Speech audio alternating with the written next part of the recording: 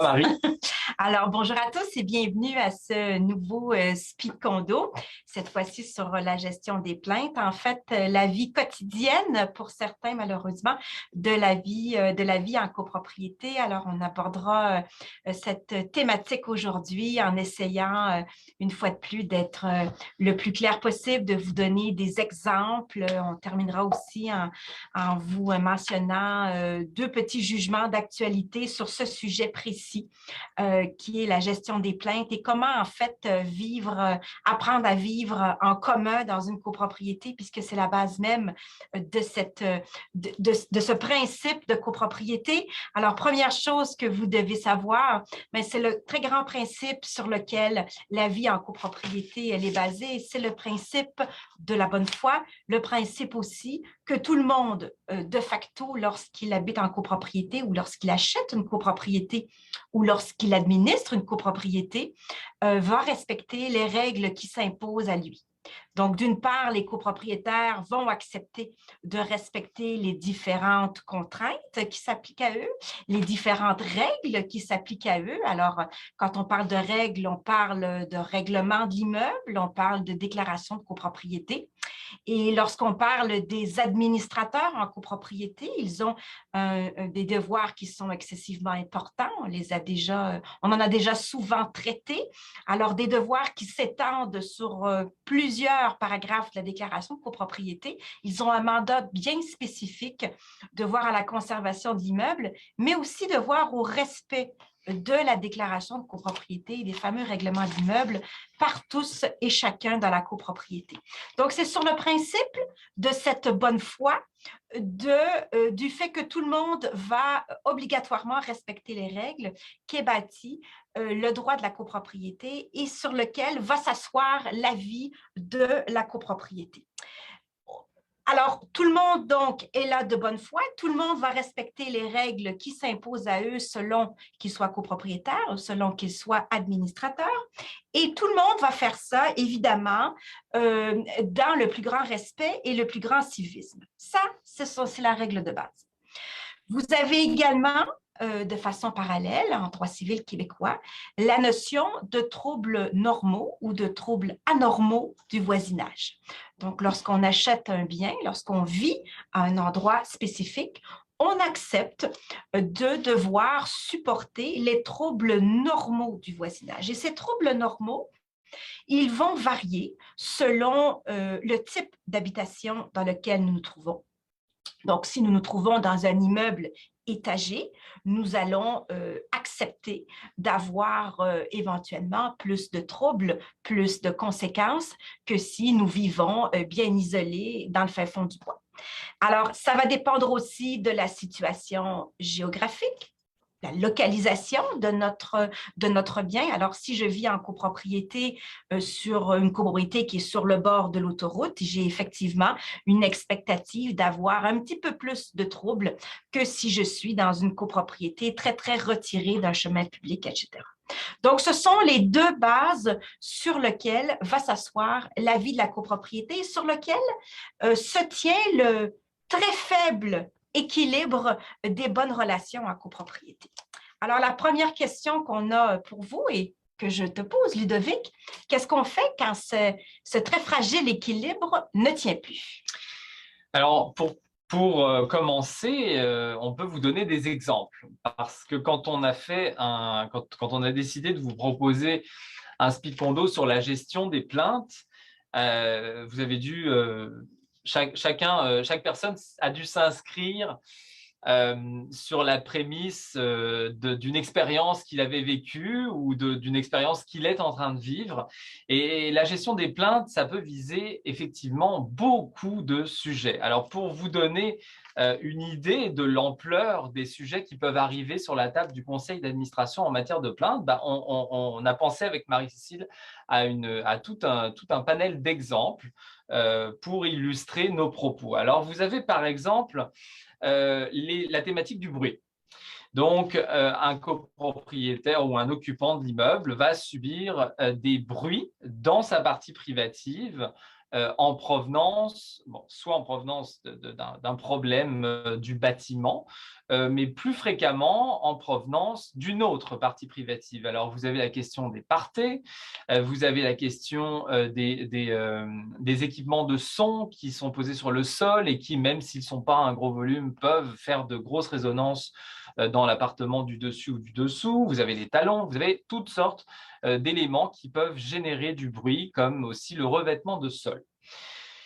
Avec les bruits, les odeurs, deuxième sujet chaud en général au niveau des plaintes, les odeurs de tabac, les odeurs de cannabis, les odeurs de cuisine, qui peuvent résulter soit de problèmes de ventilation de l'immeuble, soit d'un usage excessif de tabac, de cannabis ou de cuisine de la part d'un occupant. Vous avez ensuite la thématique des animaux. Alors là, les animaux, beaucoup de sujets, beaucoup de types de plaintes différentes. Vous avez déjà des aboiements ou des jappements de la part de certains animaux domestiques qui peuvent être assez importants, donc depuis la partie privative ou depuis une partie commune à usage restreint et qui est entendue par d'autres. Mais vous avez également des problématiques d'animaux sur les parties communes. Alors, des animaux qui, par exemple, vont uriner ou déféquer à des endroits qui ne sont pas appropriés, d'une manière générale, les parties communes.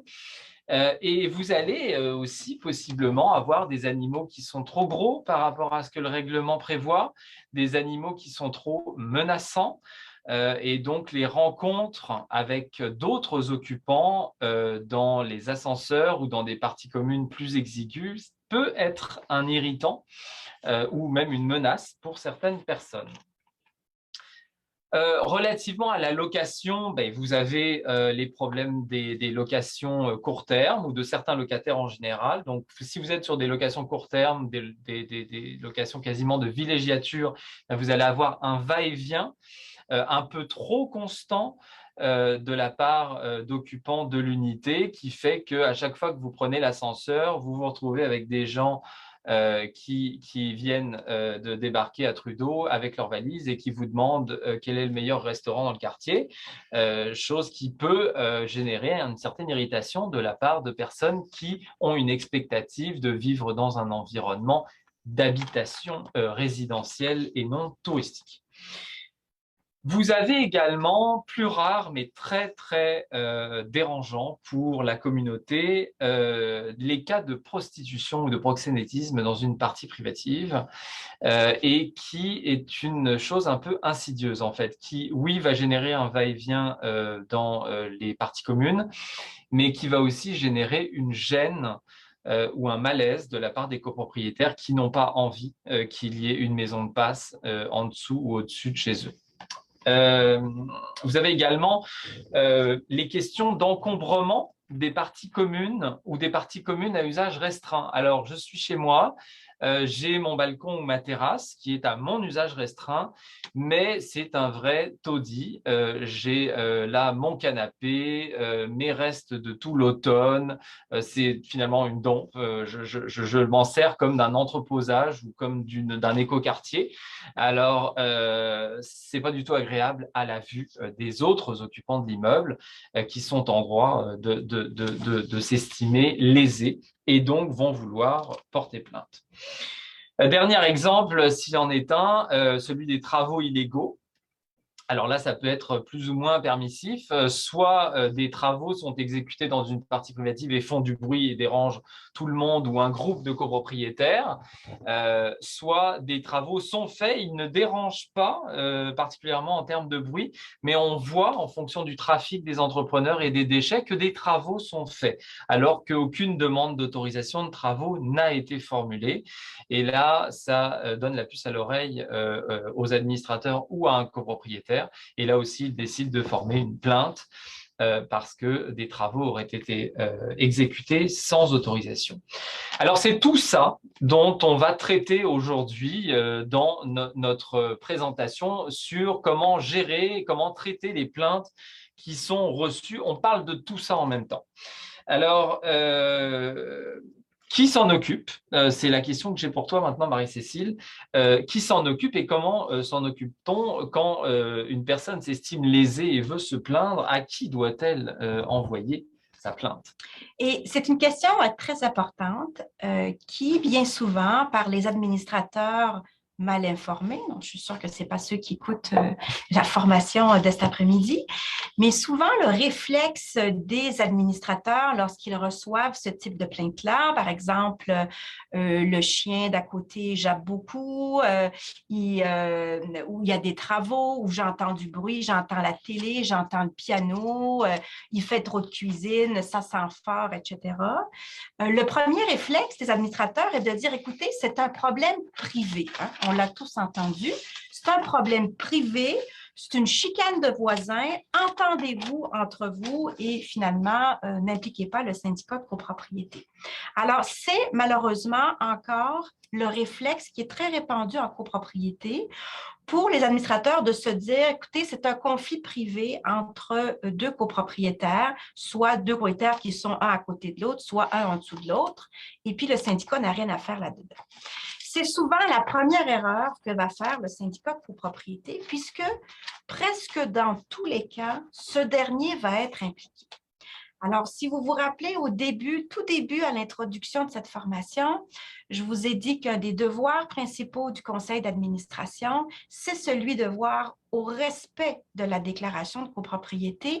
Qui dit déclaration de copropriété dit aussi au règlement de la copropriété, règlements qui vont, quant à eux, traiter d'absolument tous les points dont vous a parlé Ludovic un petit peu plus tôt. Alors, vos règlements d'immeubles initiaux, ceux que vous aviez au début de la copropriété, ou encore ceux qui ont été modifiés dans le courant des années, en courant des assemblées annuelles, forment votre base de règlements qui sont actuellement en vigueur et vont porter sur tous ces sujets. Elles vont porter sur les animaux, elles vont porter sur les équipements de son, elles vont porter sur les travaux, sur l'utilisation des espaces communs. Tout ça va être réglé, c'est le cas de le dire, dans vos règlements d'immeuble. Alors, il s'agit de la première obligation du conseil d'administration. Si d'ailleurs vous prenez quelques instants pour aller lire votre fameuse déclaration de copropriété, vous allez voir que dans la liste de toutes les obligations qui incombent au conseil d'administration, c'est la première qui est listée dans tous les devoirs, devoir au respect de la déclaration de copropriété. Alors, à partir du moment où la plainte d'un copropriétaire va pouvoir être reliée de près ou de loin à un règlement de la copropriété, le syndicat de copropriété va être impliqué. Il ne pourra donc pas dire au copropriétaire, écoutez, je m'en lave les mains, c'est un problème privé, arrangez-vous. À partir du moment où un règlement est touché, le syndicat de copropriété doit intervenir dans le dossier. Alors, vous comprendrez donc que dans la quasi-totalité des cas, le syndicat va être impliqué dans les plaintes que peuvent avoir un copropriétaire versus l'autre. Et on le verra un petit peu plus tard dans la formation aussi. On n'a pas encore traité de ce point-là, Ludovic, mais les plaintes que les copropriétaires peuvent avoir envers leur conseil d'administration aussi.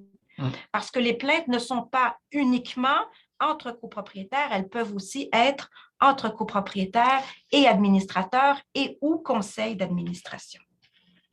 Alors, une fois ceci établi, et une fois que vous savez maintenant, malheureusement, que le syndicat va devoir intervenir dans des chicanes qu'il espérait peut-être rester privées, ce n'est que le début du problème. Alors, porter plainte, c'est bien beau.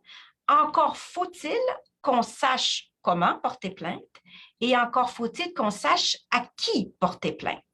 Alors, vous êtes une petite copropriété, vous êtes une grosse copropriété, le problème reste le même. Si je suis un copropriétaire et que j'ai une plainte à formuler, parce qu'un des règlements de la copropriété n'est pas suivi ou parce que je subis un problème du comportement de mon voisin, je dois savoir à qui je dois m'adresser. Alors, je peux devoir m'adresser aux administrateurs, à un des administrateurs qui, dans ses tâches, doit gérer la question des plaintes des copropriétaires. Je peux aussi m'adresser au gestionnaire, si tel est son rôle, de recevoir les plaintes et d'en faire un certain tri ou une certaine collecte d'informations au départ. Mais j'ai vu des copropriétés aussi où le premier répondant, si vous me le permettez, en cas de plainte, était par exemple le gardien de l'immeuble parce qu'il est présent, parce qu'il tient un registre. Donc, la première étape, c'est de porter plainte à cette personne-là. Donc, il va falloir, dans un premier temps, que le syndicat de copropriété se dote d'une marche à suivre. Qu'est-ce qu'on fait? Comment on gère les plaintes-là? En fait, une forme de gestion des plaintes internes. Alors, si je veux porter plainte, à qui je m'adresse? Deuxième point qu'il va falloir adresser, c'est comment je m'adresse à la personne qui m'est désignée. Alors, est-ce que j'envoie un courriel?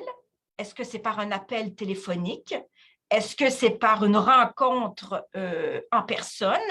Est-ce que c'est via une plateforme de gestion, comme c'est le cas si vous avez un gestionnaire professionnel qui est chez vous? Alors, il faut que je sache quel chemin va prendre la plainte, comment je dois porter plainte.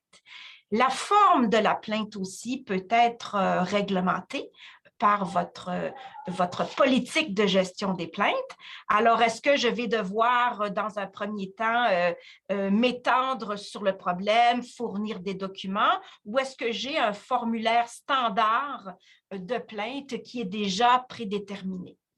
Autre chose qu'il faudra déterminer avec intérêt, c'est la réponse qui sera attendue. Elle peut être attendue dans quel délai?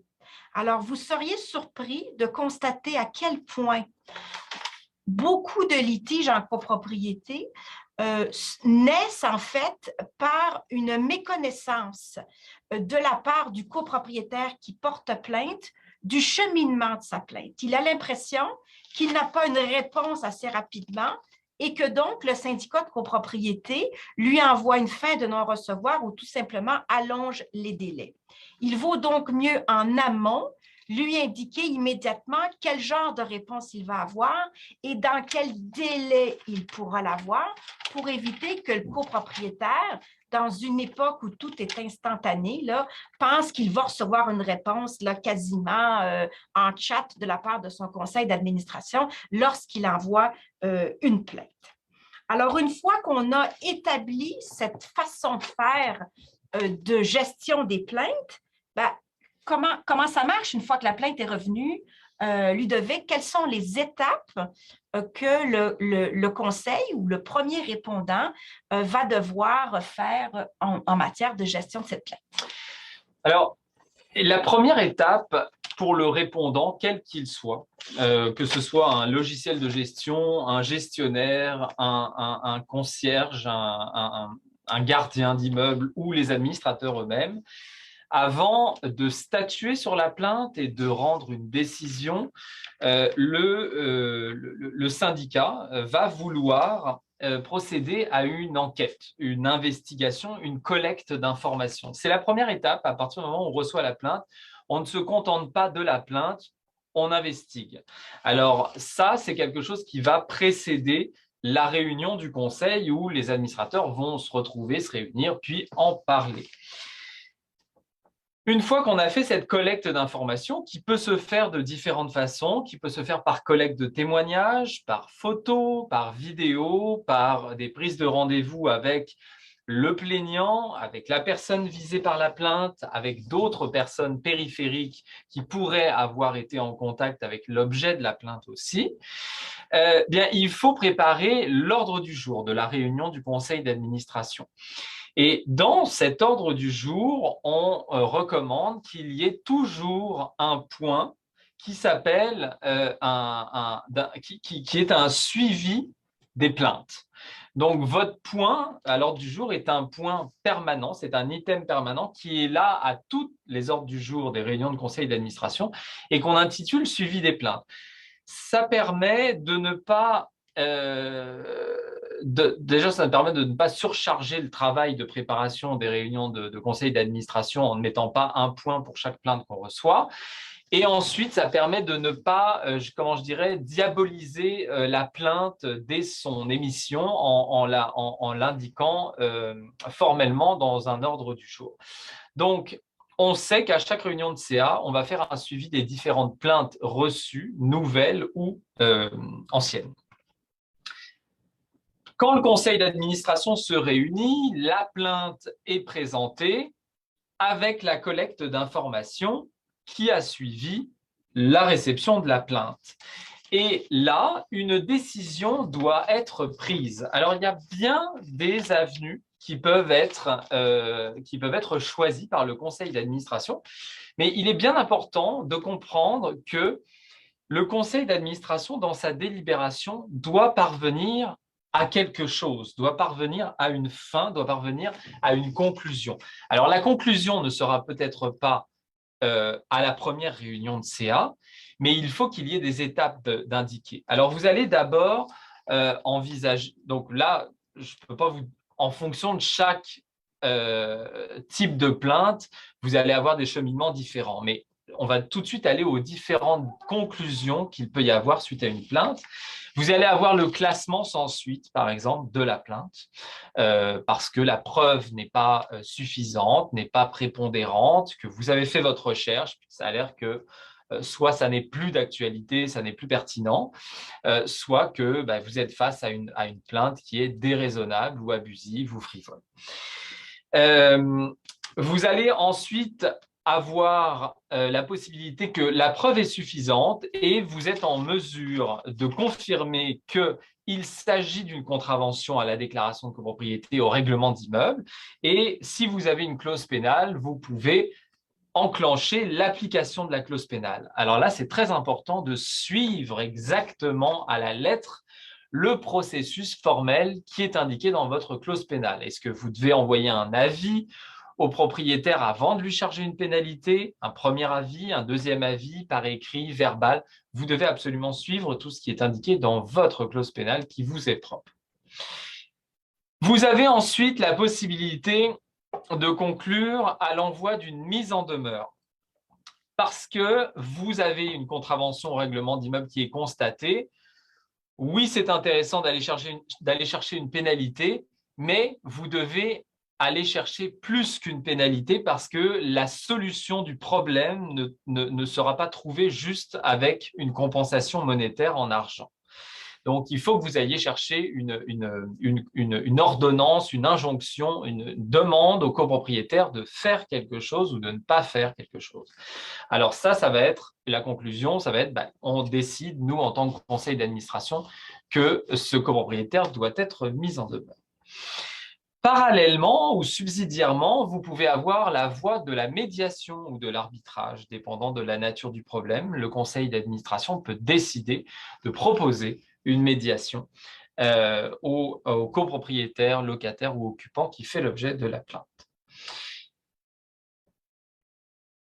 Dans toutes les hypothèses, on va toujours avoir en tête de répondre aux plaignants. Alors, même si on est sur un classement sans suite, il faut quand même l'en informer de la décision qui est prise. Donc, on envisage toujours de faire une réponse aux plaignants.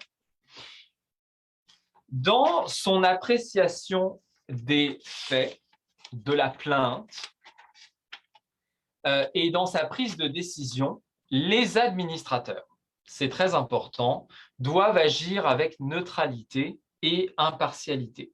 Alors ça veut dire une chose importante, c'est que l'administrateur, quand il est autour de la table et qu'il statue sur des plaintes, eh bien, c'est ni un homme ni une femme, c'est ni un hétérosexuel ni un transgenre, il est ni blanc ni noir, il est ni analphabète, ni éduqué, ni pauvre, ni riche, il est tout ça à la fois. Et il doit vraiment aborder chaque situation avec cet état d'esprit de zéro discrimination.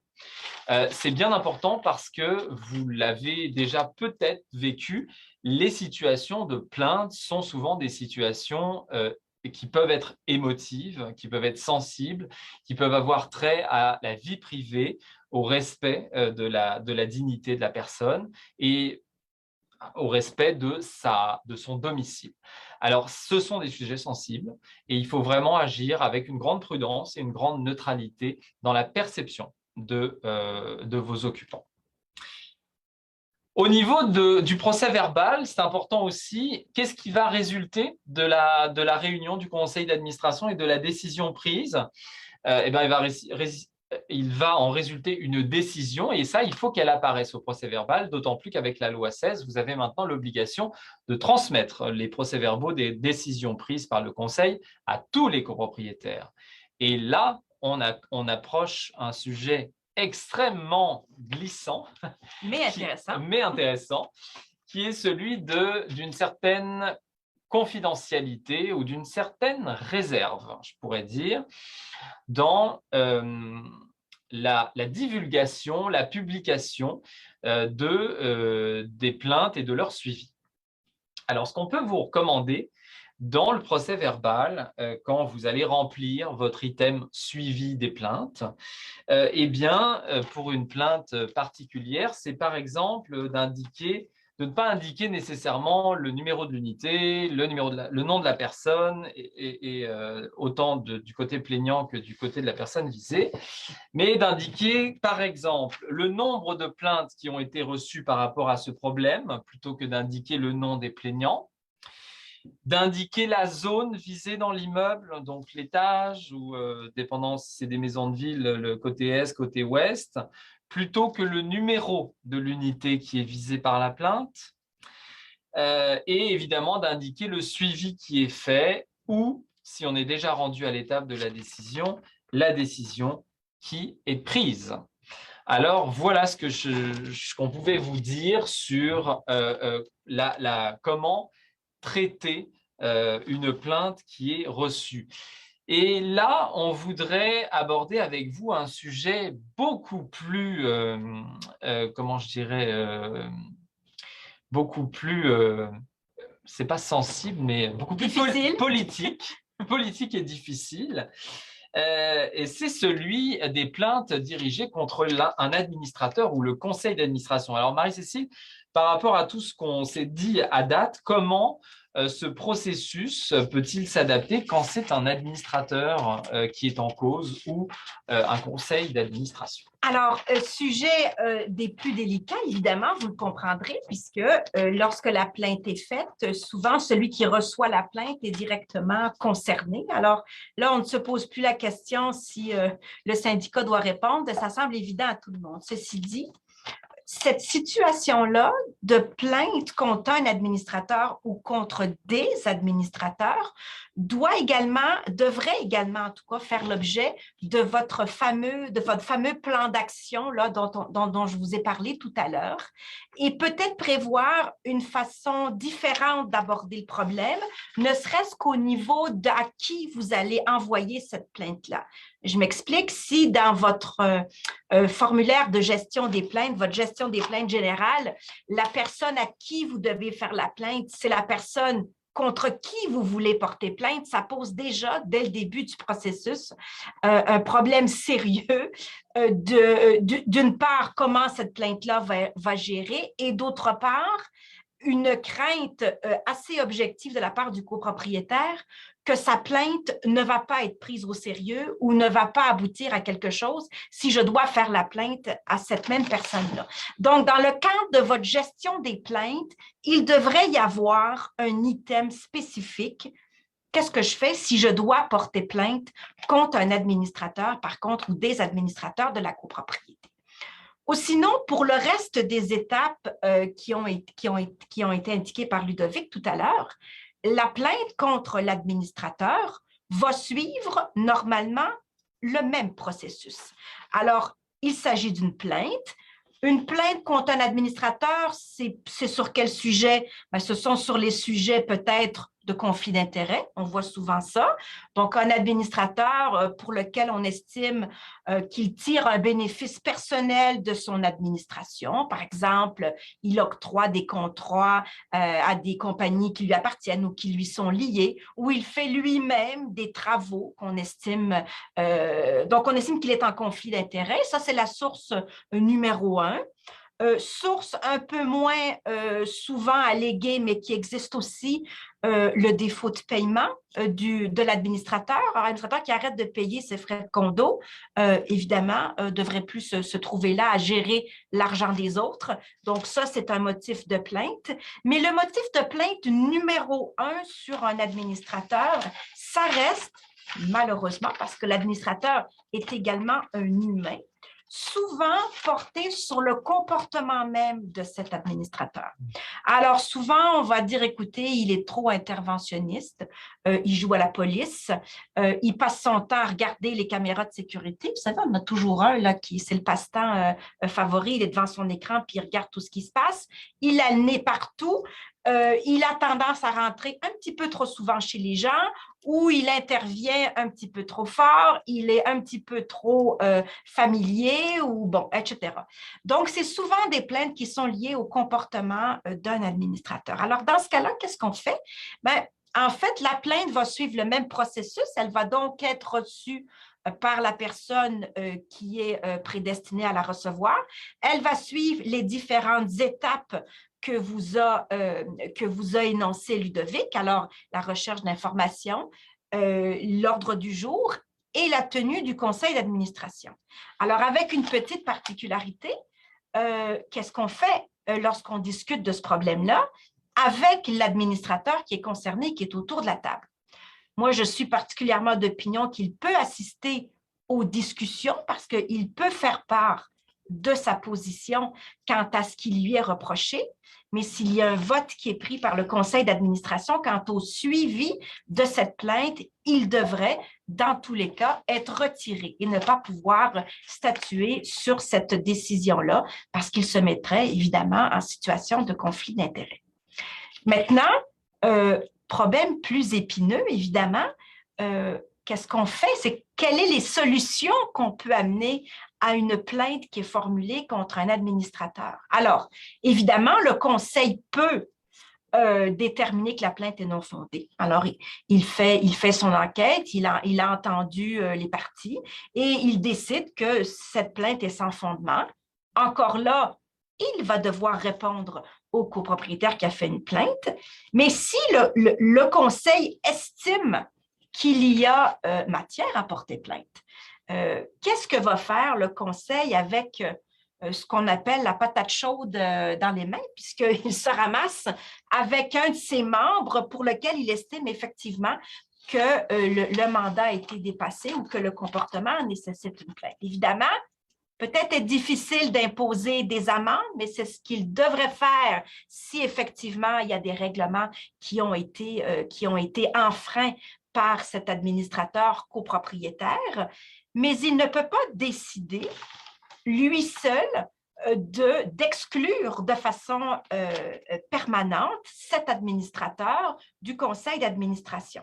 Alors, ça n'existe pas un vote du conseil pour exclure un de ses membres. Ce pouvoir-là, il est et il reste la prérogative de l'Assemblée des copropriétaires. Alors, il pourrait, dans sa décision, le conseil estimer qu'effectivement, un de ses membres ne devrait pas, pour les raisons qui font l'objet de la plainte, rester administrateur et convoquer une assemblée de copropriétaires ou encore répondre en ce sens aux plaignants en disant, écoutez, si vous estimez que la situation le nécessite, je vous invite à faire une assemblée pour demander la destitution de cet administrateur-là. Donc, les choix sont un petit peu plus restreints. Le recours à la médiation et à l'arbitrage, si vous avez des clauses à cet effet-là, reste un bon moyen, une bonne façon de régler cette impasse également. Maintenant, problème encore plus épineux, qu'est-ce qu'on fait si la plainte vise tous les administrateurs? Bon, alors vous comprendrez que si la plainte vise tous les administrateurs, ça va être difficile de les exclure de la décision qu'ils doivent prendre sur cette plainte-là. Alors, ils vont devoir statuer malheureusement sur cette plainte-là, mais de façon évidente, s'il y a une plainte contre tous les administrateurs, il va en découler nécessairement une assemblée de copropriétaires pour statuer sur cette plainte et éventuellement le remplacement qui devra être fait au conseil d'administration. N'oubliez pas que pour requérir ce type de décision, c'est une décision qui est prise par l'Assemblée et ça prend une majorité des voix des copropriétaires. Donc, la même majorité qui est nécessaire pour procéder à l'élection des administrateurs va être nécessaire pour les destituer ou en destituer certains et par la suite procéder à leur remplacement.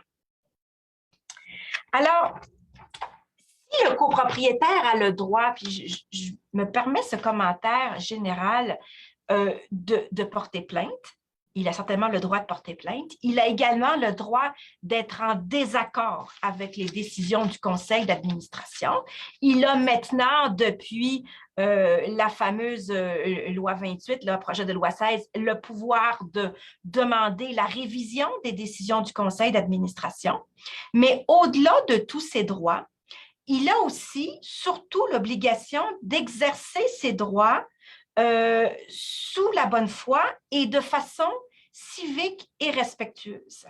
Alors, ce n'est pas parce qu'il est en désaccord, ce n'est pas parce qu'il n'est pas satisfait de la façon dont le conseil a géré sa plainte ou gère son mandat de façon ordinaire qu'il se doit d'être irrespectueux, menaçant, diffamant, et qui se mettent à traiter les administrateurs ou n'importe quel copropriétaire de tous les noms et qu'ils se mettent à envoyer ce qu'on appelle les fameuses chaînes de courriel un peu partout.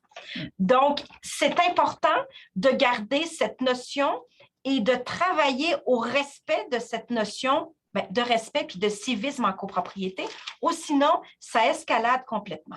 Moi, je dis toujours aux administrateurs, vous n'avez déjà pas un travail facile à faire. Souvent, vous n'êtes même pas rémunéré pour le faire. Les copropriétaires ont le droit d'être en désaccord avec votre décision, mais ils n'ont très certainement pas le droit de procéder à des attaques personnelles, à vous diffamer, puis à vous harceler. Malheureusement, dans certains cas, ça dérape. Et qu'est-ce qu'on fait quand ça dérape? Et quand le cadre formel, justement, et de respect de la bonne foi n'est pas respecté, là, c'est là qu'on arrive dans des lettres ou des courriels d'un copropriétaire ou d'un groupe de copropriétaires à tous les copropriétaires et pas juste au conseil d'administration. On arrive sur des attaques, des menaces, de l'intimidation, de la diffamation, voire même du harcèlement si c'est de manière répétée. Alors, c'est ce qu'on voit de temps en temps, les campagnes de salissage, notamment en amont des assemblées de copropriétaires. Alors, il faut impérativement rappeler les gens à la bonne foi et si ça ne fonctionne pas, eh bien, vous avez évidemment les véhicules judiciaires pour mettre en demeure les personnes qui sont les auteurs de ces attaques-là, de cesser de poser des actes et des gestes de cette nature-là.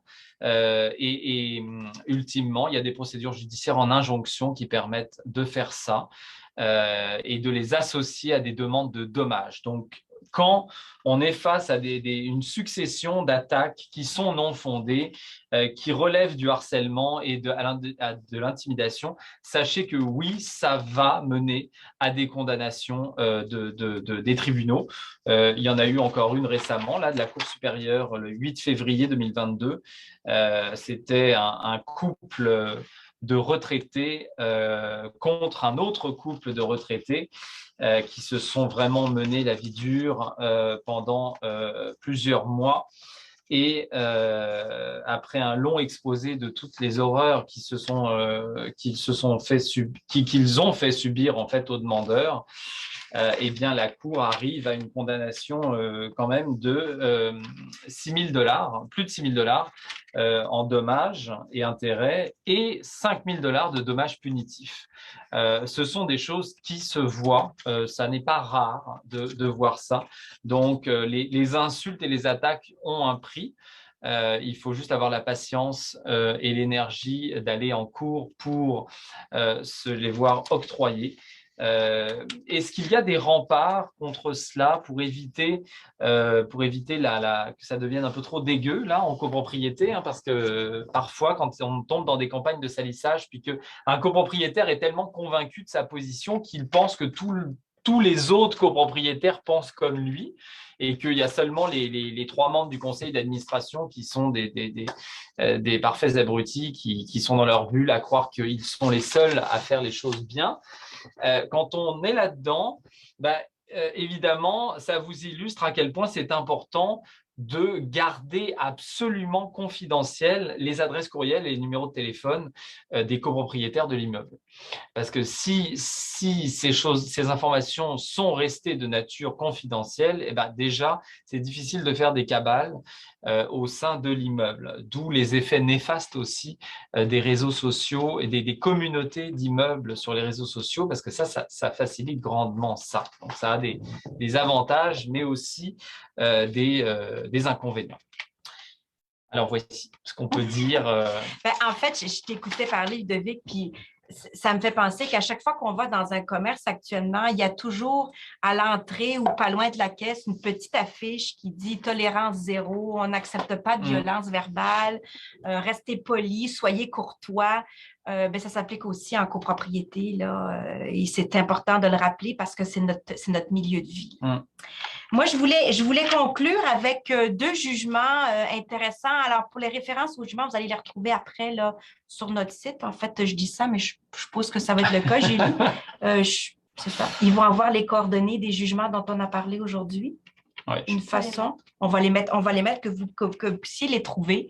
2 jugements intéressants. Le premier, sur la marche à suivre pour appliquer les fameuses contraventions. Alors, Ludovic vous l'a dit tout à l'heure, lorsque le conseil traite une plainte, dans les choix qu'il a, il peut déterminer d'appliquer, s'il en a, les clauses pénales et de sanctionner, donc, l'infraction au règlement.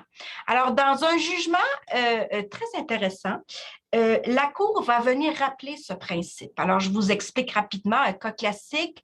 Copropriétaire ne respecte pas les règles concernant le stationnement des visiteurs. En fait, il l'utilise pour son usage personnel.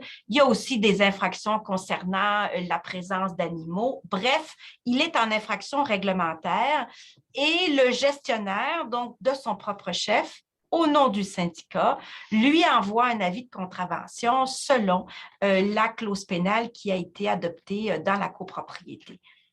La chicane prend, le copropriétaire ne veut pas payer, arrive ce qui arrive souvent, la vente de l'unité, le syndicat en profite pour aller rechercher les sommes qu'il estime être dues et finalement, l'ex-copropriétaire réclame le montant des sommes qu'il a versées en disant « Écoutez, je n'avais pas à payer, la clause pénale n'a pas été conformément appliquée. » Et le juge va lui donner raison en disant, écoutez, la clause pénale indique une façon très claire de procéder.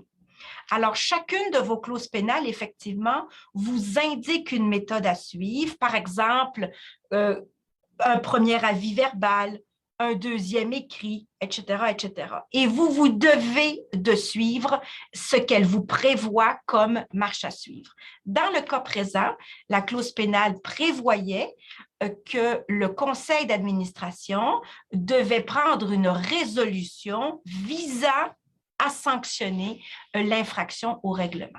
Or, dans le cas présent, cette décision du conseil avait en fait été escamotée et la Cour a décidé qu'il était fatal, même si le gestionnaire avait écrit au nom du syndicat, qu'il n'y ait pas eu cette résolution du conseil d'administration et donc à annuler les impositions d'amende et demander au syndicat de le rembourser. Donc, quand on vous parle de la marche à suivre et de la nécessité de passer par une décision du conseil d'administration, on en voit ici encore l'illustration. Pourtant, le fait qu'il y avait infraction au règlement était même pas contesté.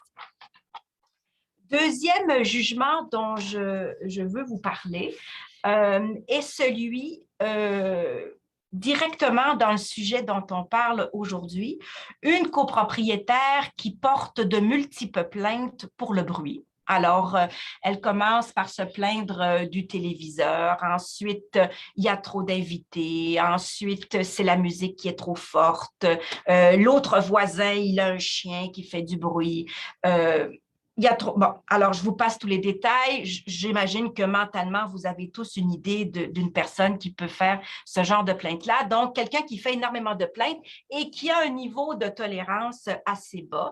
Donc, elle fait de nombreuses plaintes et elle estime que le conseil d'administration et les 3 administrateurs qui la composent ne répondent pas adéquatement à ces plaintes, ne la prennent pas au sérieux et ne prennent pas les mesures nécessaires. Alors, elle entreprend une procédure contre le syndicat de copropriété et contre les 3 administrateurs personnellement et leur réclame une somme d'argent en disant, écoutez, j'ai beaucoup souffert parce que vous ne respectez pas votre mandat de faire respecter les règlements, vous ne donnez pas suite aux nombreuses plaintes.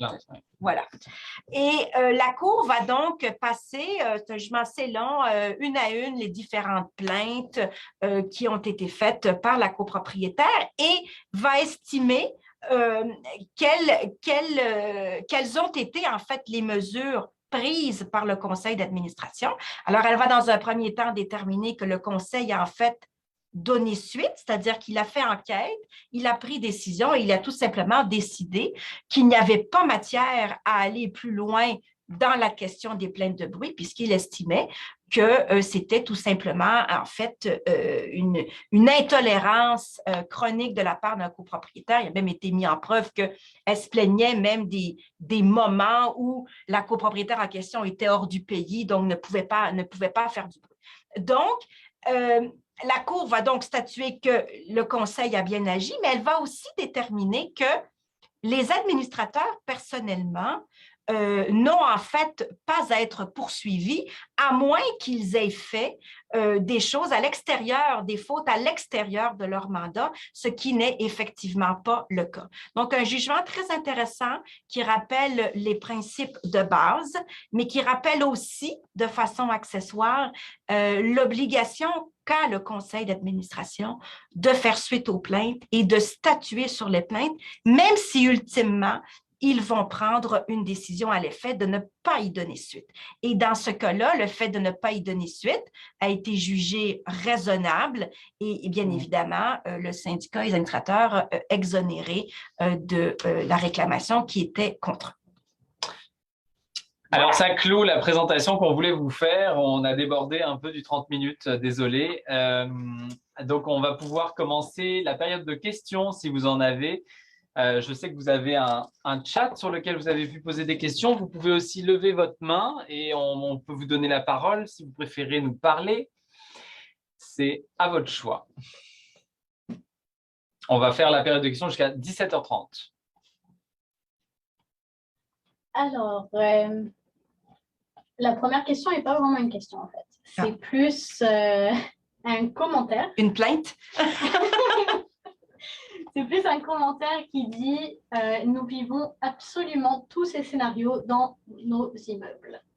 Donc, tous les scénarios qui ont été dits par Ludovic, il les vit. Bon, ensuite, nous avons Lucie, une nouvelle copropriétaire qui cogne chez des voisins pour se plaindre du bruit. Une de ces copropriétaires a 91 ans. Elle s'est fait harceler plus d'une fois. Elle s'est donc plainte à notre gestionnaire de harcèlement. Bon, il n'y a pas vraiment de questions, mais est-ce que vous voulez faire un commentaire par rapport à ça? Bien, ça rejoint en fait un peu le dernier jugement dont je viens de vous parler. Alors, c'était un petit peu le même genre de comportement. Alors, on vient frapper à toute heure du jour et la nuit, on frappe sur les murs, on exige de voir la télé, on exige de faire des visites de l'appartement. Alors, ce genre de comportement-là qui se rapproche évidemment du harcèlement ou des fois complètement démesuré. Le carnet. Le carnet, bon, c'est la personne qui va vous épier, là, qui va quasiment être l'oreille contre le mur, savoir qui est chez vous, qui vient, qui part, quand est-ce que vos lumières s'allument, quand est-ce qu'elles se ferment. Tout ça, c'est des comportements qui ont tendance avec le temps à se dégrader en plus. Ça part de simples petits événements et ça prend une proportion absolument gigantesque dans certains cas. Et dans certains cas, il faut comprendre aussi que comme c'est notre milieu de vie, tous les problèmes se vivent de façon exponentielle. Alors, si je vis une difficulté au travail, par exemple, j'ai un désagrément au travail, mais que je peux rentrer chez moi puis m'évader, me ressourcer, ça va être moins pire le vécu que si c'est dans l'endroit où je suis supposée me ressourcer, qui est mon chez-moi, où je vis le problème. Et ça, c'est une des problématiques importantes en copropriété. C'est fois 1000 ce qu'on ressent chez nous. Alors, peut-être qu'au début, elle a perçu du bruit et ça devient quasiment obsessionnel. Elle va tout entendre, elle va tout vérifier. Et là, ça devient un comportement qui doit être arrêté et que le syndicat doit arrêter parce qu'on vise complètement le harcèlement à ce moment-là. Donc ensuite, j'ai une question de Jacques Bellavance. Certains copropriétaires n'ont aucune tolérance, même pour des pécadilles. Ces copropriétaires ne sont définitivement pas faits pour demeurer en copropriété. Ça devient presque du harcèlement du gestionnaire ou des membres du conseil. Comment gérer ces copropriétaires quérulents? En répondant, en fait, à chaque plainte, il doit y avoir une réponse. Donc, ça va tomber dans ce qu'on a dit, dans le suivi des plaintes. Et il faut vraiment suivre avec rigueur le processus et à un moment, ça va s'arrêter. Parce que si c'est effectivement un quérulent, la réponse sera toujours non. Et donc, à un moment, il va s'essouffler. Mais il y a peut-être un petit…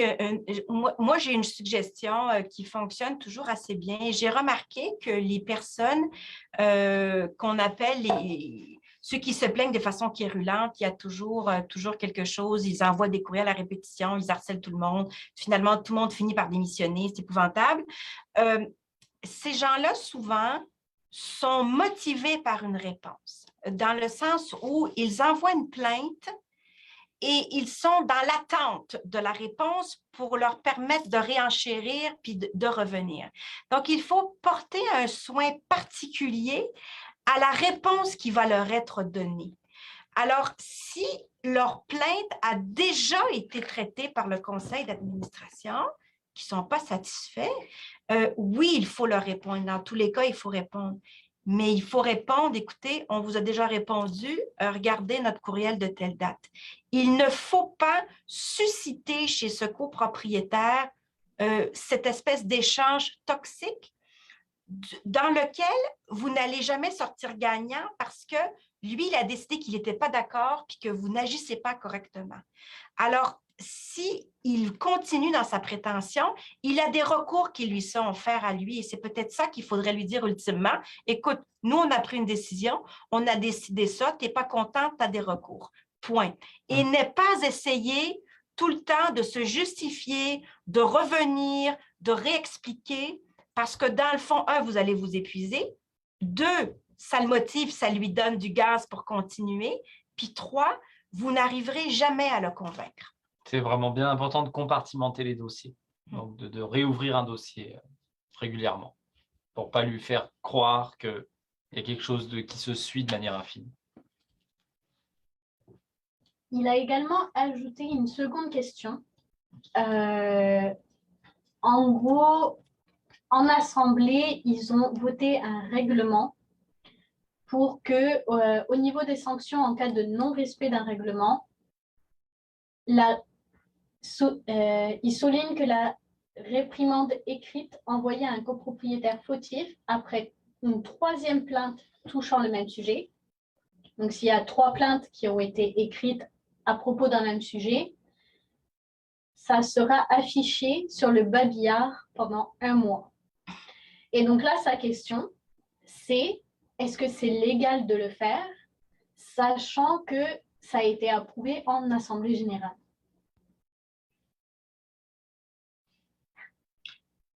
Non. C'est une drôle de question. C'est une drôle de sanction. Alors, si je comprends bien, si un propriétaire fait 3 plaintes sur le même sujet, Qu'elles sont rejetées. Et qu'elles sont rejetées. Donc, 2 plaintes rejetées, puis qu'il en fait une 3e. Il est blasté sur la place publique. Oui, ben ça ne marche pas. C'est pas possible. C'est une atteinte à la réputation, tout simplement. Quand on fait une plainte, on ne peut pas dire qu'on a une expectative totale de confidentialité. On fait une plainte, mais on adresse une plainte à un organe représentatif de la collectivité. Ce qui ne veut pas dire qu'on a l'expectative que ça va être dévoilé sur la place publique, que vous avez fait plusieurs plaintes, qu'elles ont été rejetées. C'est pas l'idée derrière. La gestion des plaintes n'a pas du tout cet objectif. Elle n'a pas pour objectif de mettre quelqu'un en porte-à-faux en disant « Regardez, nous avons un querulant dans l'immeuble ». Dans l'immeuble, vous avez toutes sortes de gens, puis ils ont tous leur place chez vous. Ce n'est pas une raison pour les identifier de manière malaisante ou préjudiciable. Mais surtout que, en fait, c'est le simple fait d'envoyer 3 plaintes sur le même sujet, mais ça pourrait être en plus 3 plaintes qui sont justifiées sur un même sujet. Par exemple, je prends un exemple au hasard du Airbnb, par exemple. Il pourrait vous faire une première plainte en disant, écoutez, hier, j'ai pu constater qu'il y avait des gens avec des valises. Il pourrait vous faire la même plainte 1 mois après, puis après ça, 2 mois après. Donc, dès qu'il aurait fait la 3e plainte, il serait mis sur la place publique, alors que, dans le fond, il n'a pas le choix que de faire ça. C'est la façon de le faire. Alors, le simple fait que ces 3 plaintes n'en font pas forcément une notion de quérulence. C'est peut-être juste parce que c'est lui qui est visé ou c'est lui qui l'a vu. Donc, est-ce qu'il pourrait contester ce règlement? Oui. Ben, il pourrait contester ce règlement. Il pourrait aussi éventuellement, je dis bien éventuellement, dire que la publication de son nom ou l'espèce de campagne là, est affichée sur le babillard lui a causé des dommages. Maintenant, rassurez-vous, la Cour a déjà déterminé qu'en matière de copropriété, le fait d'afficher toutes sortes d'affaires sur le babillard, c'était pas plus grave que ça et que ça valait pas grand-chose. Mais ceci étant dit, oui, c'est un règlement qui, à sa face même, m'apparaît un petit peu problématique. Parfait. Donc, on va continuer avec une prochaine question de Jocelyne.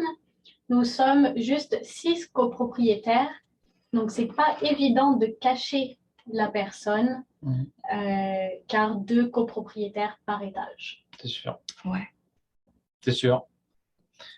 C'est certain. Hein, je veux dire, c'est vraiment à partir d'un certain nombre hein, qu'il est possible de camoufler ou cacher les identités exactes. C'est comme ça. On ne veut pas. Vous savez, on discute avec vous plus que vous dire quelque chose sur la question de la confidentialité parce que c'est un domaine en plein mouvement. On attend de nouvelles modifications sur ces dispositions-là.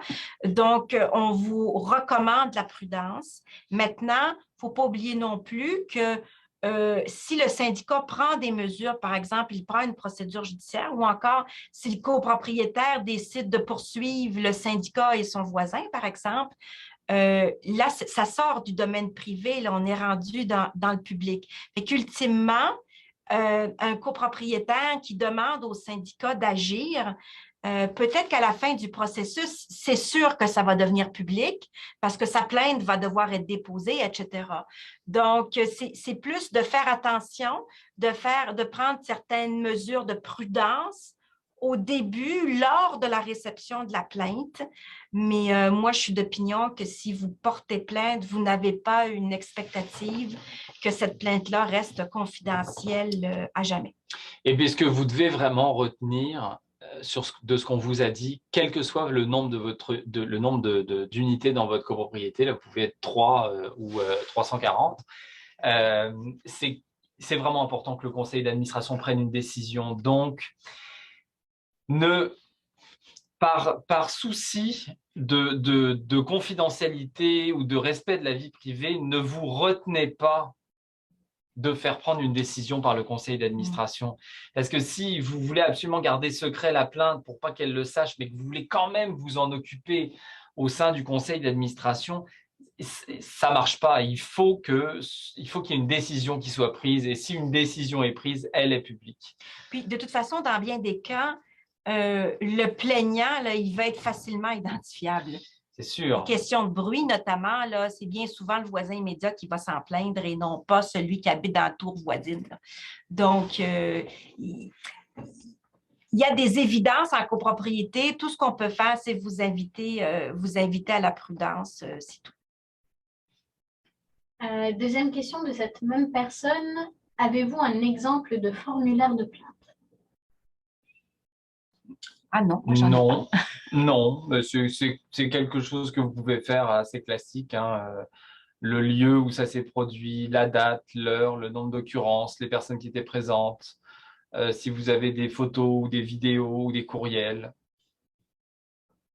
Il Classique. est possible que certains, par contre, plateformes de gestionnaires le prévoient, ça, je sais Sûrement. pas, sûrement. Prochaine question de Robert. Pouvez-vous donner des exemples où le syndicat ne doit pas intervenir? Des situations où la plainte doit être rejetée ou redirigée? C'est intéressant comme question parce qu'on s'est posé la question lorsqu'on a préparé la formation d'aujourd'hui.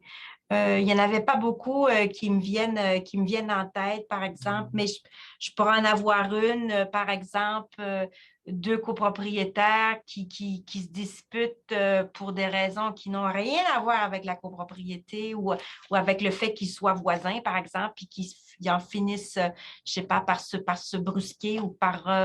ça, évidemment, le syndicat n'aura pas grand-chose à faire là-dedans. Là. C'est vraiment un domaine privé, mais je n'ai pas vraiment d'autres exemples. J'ai eu le cas un jour où en fait ça semblait être un problème dans lequel la copropriété devait s'inscrire et j'ai compris en cours de route que le copropriétaire et l'administrateur étaient vraiment à couteau tiré en fait parce qu'ils se connaissaient d'avant. Ils étaient amis et aujourd'hui ne l'étaient plus. Et en fait, 95% du litige était uniquement lié à ça. Donc là, quand c'est comme ça, moi j'ai un problème parce qu'on est sur des intérêts purement personnels. Oui. Vous allez peut-être avoir les cas d'une altercation personnelle entre deux copropriétaires dans les espaces communs. Mais là encore, le syndicat pourrait s'impliquer. Mais je vous dirais que c'est vraiment quand on est sur une relation très personnelle entre les copropriétaires, qui a un historique personnel entre deux occupants. Là, ça semble peut-être être un peu difficile pour le syndicat d'intervenir parce qu'il n'y a pas vraiment de lien avec les règlements, sauf si il y a eu de la violence ou lors d'une intervention entre deux. Mais c'est très rare. On n'a pas trouvé quand on a préparé. Prochaine question. Dans le cas d'une vieille déclaration de copropriété qui n'a pas de clause pénale, que suggérez-vous comme procédure envers un copropriétaire qui ne respecte pas certains règlements? Ça, c'est toujours la question où la réponse va être, je vais vous suggérer d'en adopter une le plus rapidement possible, évidemment.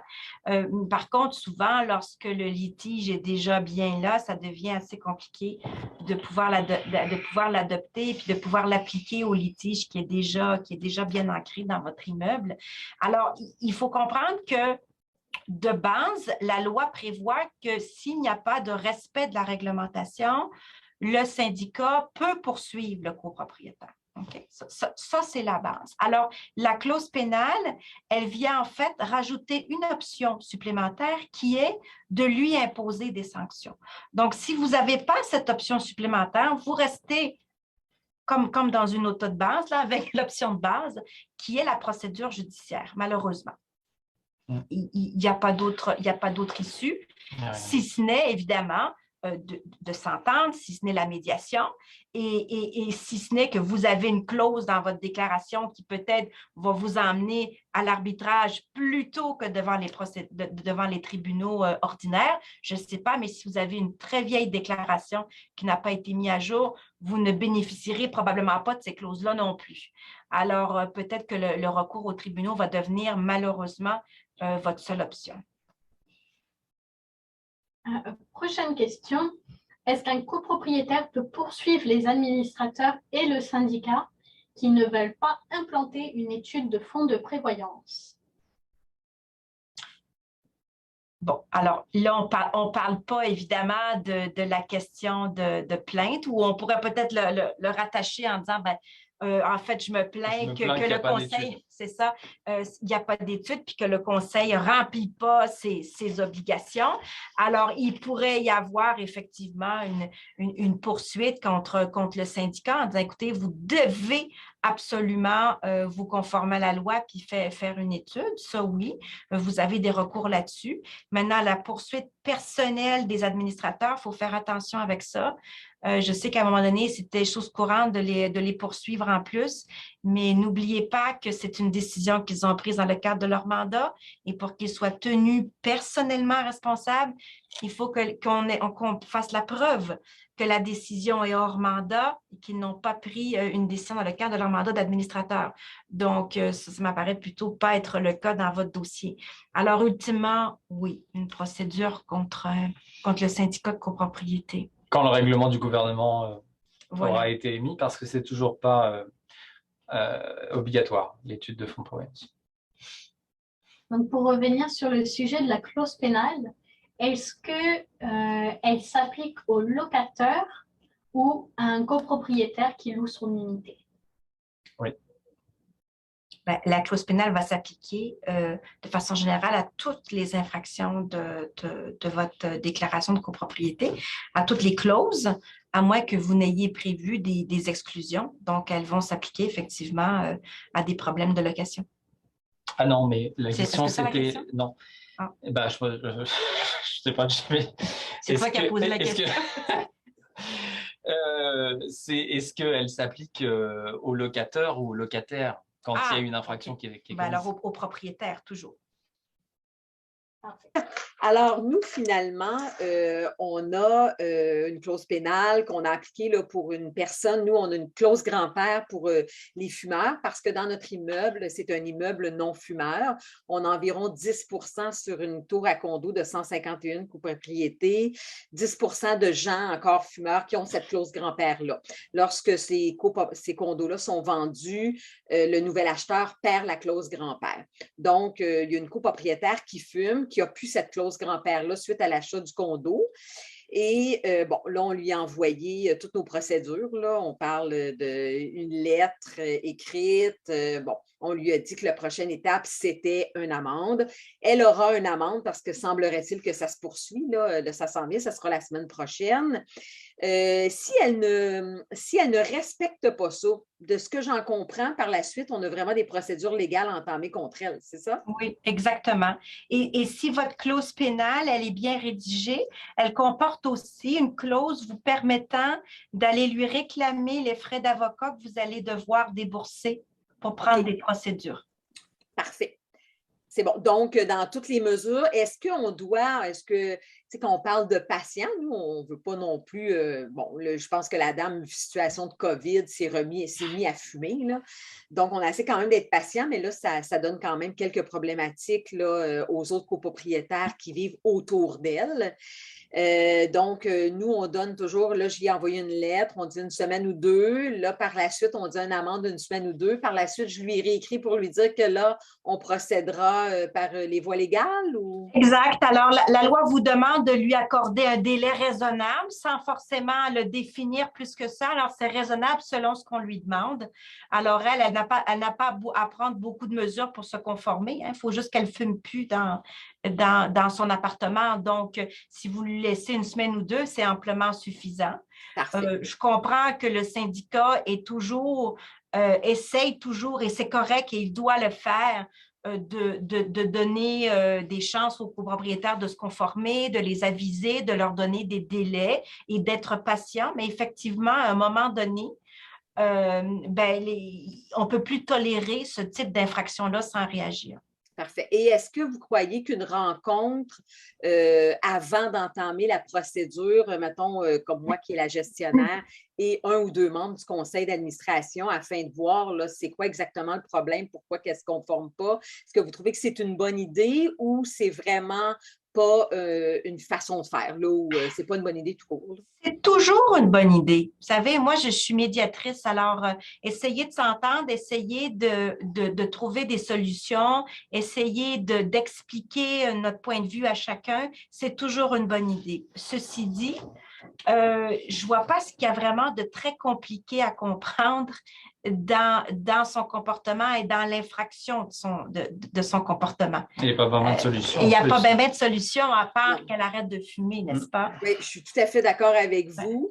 Là, c'est ça. Fait que c'est sûr qu'elle, elle nous dit qu'elle ne fume plus, mais on passe devant son nudité. Puis maintenant, la fumée, on la sent tout de suite, compte tenu du fait que personne ne fume dans l'immeuble. Là. C'est ça. Donc, ça sent très peu. Fait que moi, dès que je m'approche de la porte, je le sens. Là. C'est ça. C'est ça. OK, parfait. Merci. Merci beaucoup. Donc, on va redonner la parole à Guillaume. Si vous êtes toujours là. Oui, est-ce que vous m'entendez? Oui, on vous Bonjour écoute. Guillaume. Bonjour, Ludovic. Bonjour, M. Cécile. Brièvement, j'ai une question. La première, dans le cas d'un formulaire de notaire, j'étais sous l'impression que seulement les copropriétés devaient être gardées par le notaire. Quand on était chanceux, il gardait aussi les frais des amendes, mais que si le copropriétaire était allumé, il pouvait dire au notaire non, tu ne gardes pas les frais des amendes et le syndicat doit poursuivre. Donc, j'aimerais ça avoir une clarification sur ça. Puis la deuxième question, je vais vous la dire tout de suite. Là, nous, on voit tout ce que vous avez dit, là, les chiens qui jappent, le cannabis à profusion, puis les ébats amoureux la nuit. Mais au moment où on reçoit la plainte le lendemain, je ne peux plus constater. Fait que, concrètement, je devrais demander au copropriétaire de faire d'enregistrer, de faire une vidéo. Quel genre d'investigation est-ce que je me dois de faire? Qu'est-ce que je peux dire à la personne? OK, alors on t'a perdu, Guillaume. Déjà, j'étais penché, mais alors là, you are so gone. Donc, on a compris. Donc, le premier point, c'est l'histoire de la retenue avec le notaire. Oui, effectivement, les arrérages de frais de condo seulement sont retenus, mais quand il y a un litige de cette nature-là, il est possible que acheteurs, vendeurs s'entendent sur moi je veux pas de ça ou quoi. C'est assez rare, mais ça peut arriver que des créances de cette nature se retrouvent retenues chez le notaire. Mais c'est quand même pas le principe. Dans le cas du jugement dont je vous ai parlé, là, je ne sais pas pourquoi, en fait, les sommes avaient été transférées. C'était peut-être un paiement aussi du copropriétaire qui a voulu clairer ça pour vendre ça sans problème. L'histoire ne le dit pas, mais effectivement, votre compréhension, elle est la bonne là, quant aux frais retenus. Et sur le deuxième point, comment documenter une infraction une fois qu'elle est terminée, comme le party, les ébats amoureux, comme tu dis, par témoignage. C'est la seule façon puisqu'il n'y a plus moyen de prendre des photos ou des vidéos ou des enregistrements. Donc, il faut essayer de faire concorder un faisceau de témoignages de plusieurs personnes. Ou alors de mettre une note au dossier, puis quand ça se répète, ça commence à s'accumuler, à faire plusieurs occurrences, plusieurs événements, ce qui milite en faveur de effectivement la commission d'une infraction. Surtout si le témoignage des personnes n'est pas le témoignage des mêmes personnes. Les copropriétaires peuvent aussi aider le syndicat à documenter, hein.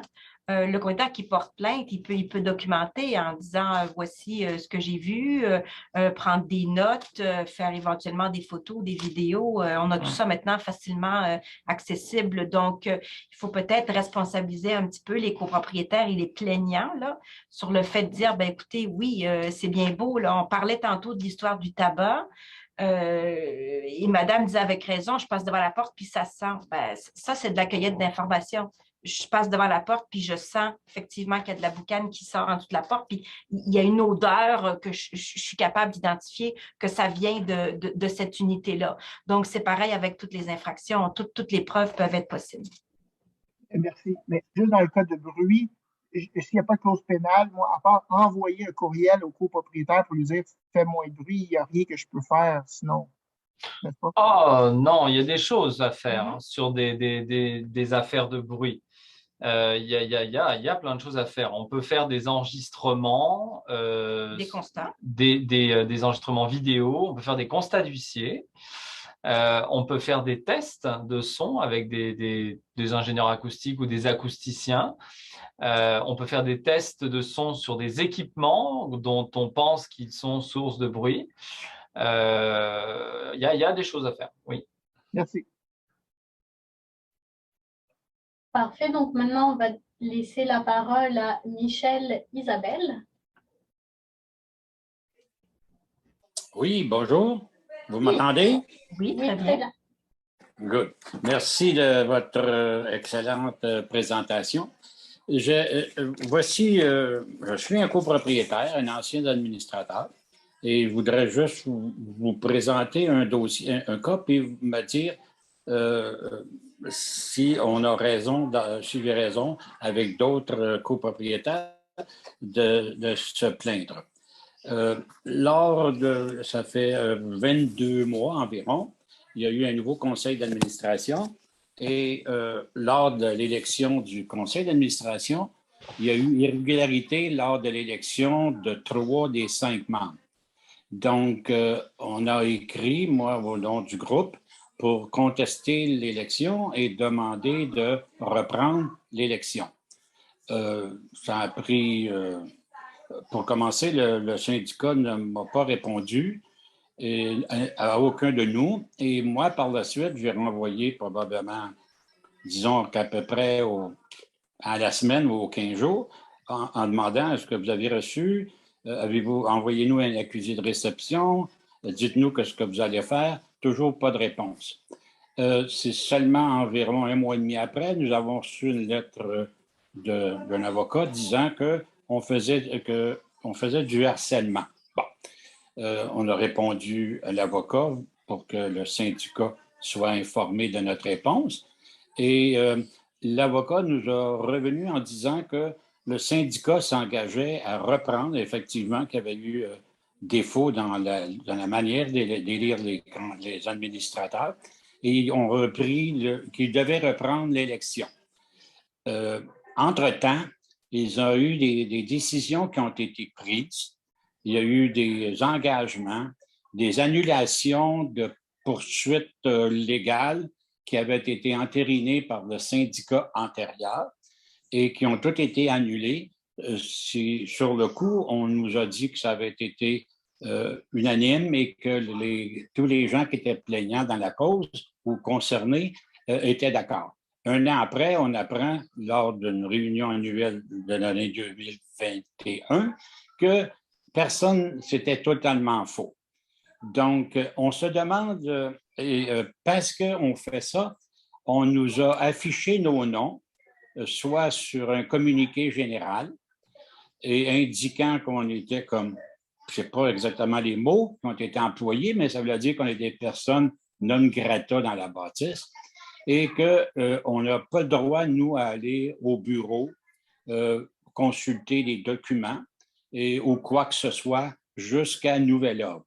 Est-ce qu'on peut considérer ça comme de la discrimination ou je ne sais pas le mot qu'on cherche exactement. Donc, on a fait des plaintes. On a enregistré une plainte au niveau de la Cour des petites créances, mais vous savez que c'est des causes qui peuvent prendre 2 ans à 3 ans. Entre-temps, on n'a aucune copie, on n'a aucun droit, on nous refuse toute information. Les seules choses que l'on sait, c'est que c'est par voie de communiqué. On ne reçoit pas les réunions annuelles, pas les réunions annuelles, excusez-moi, là, les réunions mensuelles ou bimensuelles. Il y a des décisions qui doivent se prendre parce qu'il y a des travaux qui se font, il y a des contracteurs qui viennent. Et on se demande qu'est-ce qu'il nous faut faire pour que, je ne sais pas moi, mais que nos droits comme copropriétaires soient respectés. Très bien. C'est une question très documentée, Monsieur Isabelle, puis j'ai bien peur de ne pas pouvoir répondre dans le détail parce qu'il me semble que notre bureau a plus ou moins été impliqué dans ce dossier-là à un moment. Mais sur la question, par exemple, du communiqué, je peux peut-être vous dire une chose, c'est qu'il faut savoir que quand une procédure judiciaire est engagée par un copropriétaire contre le syndicat de copropriété, le syndicat de copropriété a une obligation légale de notifier tous les copropriétaires de l'existence de cette procédure dans les 5 jours où il la reçoit. Alors ça, déjà, ça vous illustre qu'à partir du moment où un propriétaire dépose une procédure judiciaire contre le syndicat, là, c'est clair que son nom, la nature de sa procédure, le numéro de sa procédure va être divulgué à tous les copropriétaires.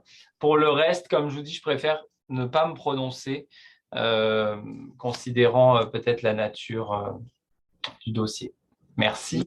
Avant qu'il y ait poursuite, avant qu'il y ait eu une poursuite déposée, il y a eu publication de nos noms dans un communiqué général. Okay. Il y a eu aussi, lorsque pendant au-delà de 9 mois, les eaux de la piscine extérieure durant l'été, les eaux de la piscine intérieure durant l'automne et une partie d'hiver étaient, si vous voulez, laiteuses, d'accord? Parce qu'il y avait un manque d'entretien ou un manque d'expérience de l'entretien. On a affiché avec des affiches de couleur les noms des personnes qui se plaignaient. C'est normal. Mais il n'y a pas avant poursuite. Je pense qu'on a déjà répondu à cette question-là plus tard en disant que c'est pas parce que les propriétaires portent plainte qu'il faut afficher publiquement sur le babillard ou autre, là. Alors, je pense qu'on a déjà répondu. Évidemment, comme Ludovic le disait, là, moi, je ne suis pas au courant, mais si jamais notre bureau est impliqué, on ne peut pas aller plus loin. Mais je pense déjà qu'on a répondu à cette question-là concernant la publication des noms des gens qui font des plaintes. Bon, OK, d'accord. Merci. Merci. Alors, et on va prendre une dernière question.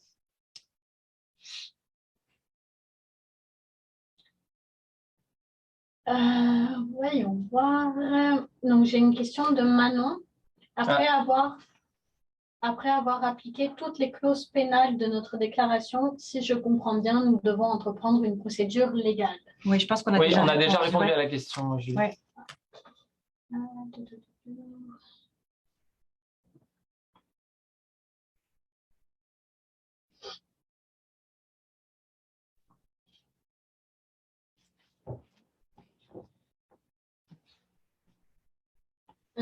Un propriétaire conteste l'installation d'une caméra devant sa porte. La raison en est que la caméra n'enregistre que lorsque quelqu'un se trouve à une certaine distance et que son unité se trouve au bout d'un couloir. Son voisin est bien au courant et est d'accord avec cela. Est-ce contraire à la loi? C'est une grosse question, ça.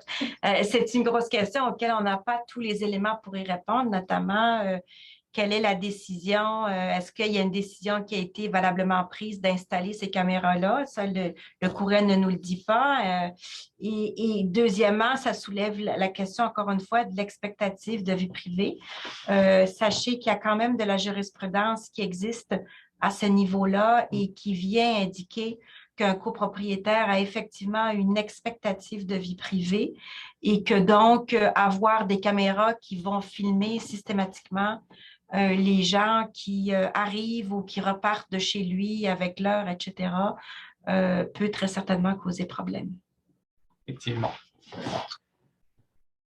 Alors, merci beaucoup à toutes et à tous d'avoir suivi notre formation. Vous pourrez la retrouver sur les différents réseaux sociaux et sur notre site web si vous voulez la transférer à un ami ou à quelqu'un de votre entourage ou de votre copropriété. Le prochain événement, je pense qu'il y en a beaucoup, mais il me semble qu'il y en a un le 11 mai sur la déclaration de copropriété. Vous avez le programme loi 16 qui s'étend sur 40 semaines.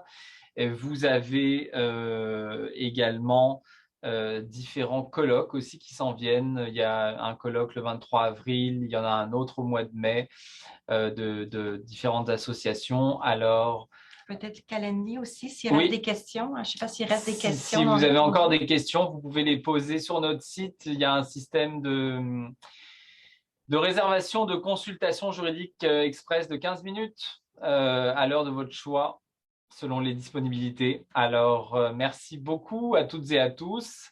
C'est toujours un plaisir de préparer des formations inédites pour vous. Et on vous dit à la prochaine. À la prochaine.